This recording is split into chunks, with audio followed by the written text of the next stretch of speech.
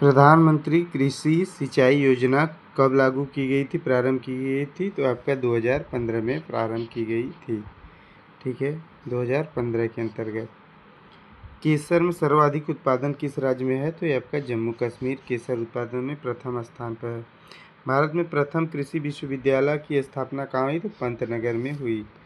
सोपानो कृषि मुख्य रूप से कहाँ की जाती है? तो आपके पहाड़ों की ढलानों पर की जाती है। कौन सा राज्य जूट उत्पादन में भारत का सबसे बड़ा राज्य है?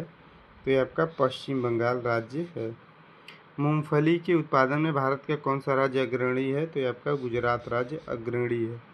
स्टॉक फार्मिंग का संबंध किससे है? तो ये आपके पशुओं के प्रजनन से है। स्टॉक फार्मिंग यूपीएससी 2021 में पूछा गया प्रश्न। गेहूँ कल्याण सोना एक उच्च उपज वाली फसल की किस्म है। तो ये आपकी गेहूँ की है, कल्याण सोना।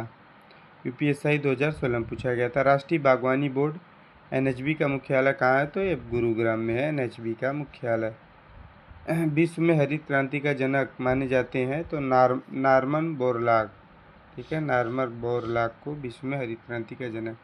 रबी की फसलों की बुआई किस महीने में की जाती है? तो ये आपके अक्टूबर नवंबर के महीने में की जाती है।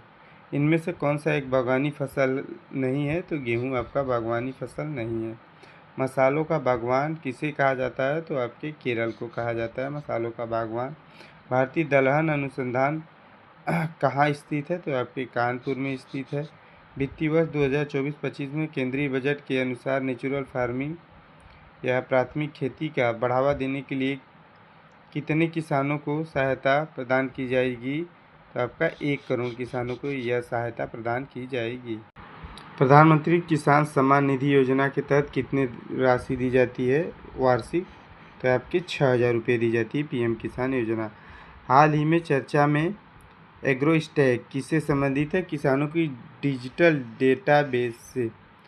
उत्तर प्रदेश सरकार द्वारा नंद बाबा दुग्ध मिशन का उद्देश्य क्या है? तो दूध के उत्पादन को बढ़ावा और उच्च मूल्य दिलाना। ठीक है, उचित मूल्य दिलाना।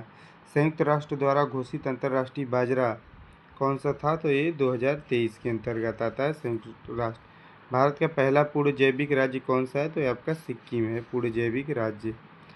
पीएम प्रमाण योजना का मुख्य उद्देश्य क्या है? तो रासायनिक उर्वरकों के संतुलित उपयोग के लिए प्रोत्साहित करना। नैनो यूरिया का व्यावसायिक उत्पादन शुरू करने वाली विश्व की पहली संस्था कौन सी है?